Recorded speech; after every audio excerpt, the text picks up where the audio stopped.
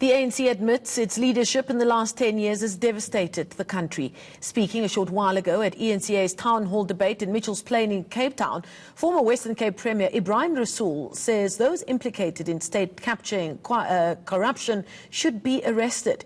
He says the world is looking to President Cyril Ramaphosa's leadership for a new direction. And I want to admit that we have had a devastating decade over the last 10 years in this country, and I want to say that a lot of it has to do with the governance we've had in this country, even from the ANC.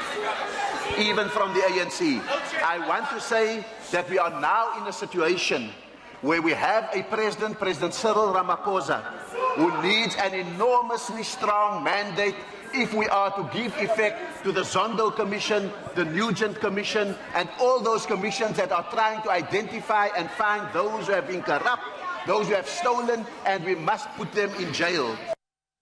The DA's Western Cape Premier candidate Alan Winde promises to create jobs and fight crime in the province. My job in the last 10 years in government has been the job of creating jobs. And that space in the last 10 years was brought about because prior to that, I was a small business owner. I started 10 companies. I know what it's like to get a company going. It is tough. But in the last 10 years, we have enabled more than 500,000 jobs, 500,000 jobs in this province. We have cut red tape. We have enabled SMMEs and entrepreneurs. And my proudest moment last year, when in Q2, 75% of all jobs in South Africa were created in this province, 25% in all of the other provinces put together. I will fight for more and more and more jobs. But, ladies and gentlemen, there are two issues that I really have to fight for, and the first is crime. The ANC have dropped us. Totally. Do you know that in the last 4 months in this province, 1,226 people have been murdered in this province? 1,226 people murdered in this province? This size of this audience every 2 months.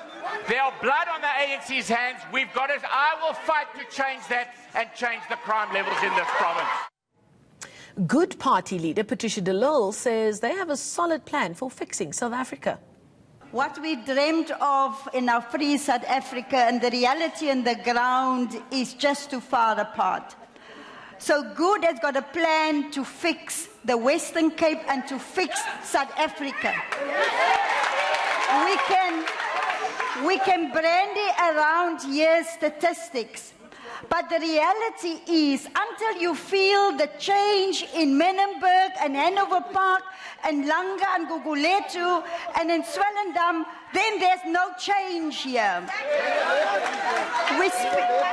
What Good will do is that we will make sure that we have a good house, that we build good homes and good communities, that we provide good education, that we provide job opportunities. It's a lie to say that governments create jobs. It is not the job of government to create jobs. It's the job of the private sector. It's the job of the private sector. Stop lying to people. And all the jobs that have been created in the past year in the Western Cape, 26,000 was created in Cape Town under my leadership. The EFF promises that land distribution is at the core of its election campaign. As the EFF, our election theme is our land and jobs now. The fact of the matter is that it is a reality that everything that happened in South Africa, it started from the Western Cape. All the atrocities of the land dispossession that resulted in the first revolution that was taken up by our people that defended their land against colonizers, it started on the Cape. It started from the Cape. That genocide that we experienced, the brutal killing of our people over their land, started from the Western Cape.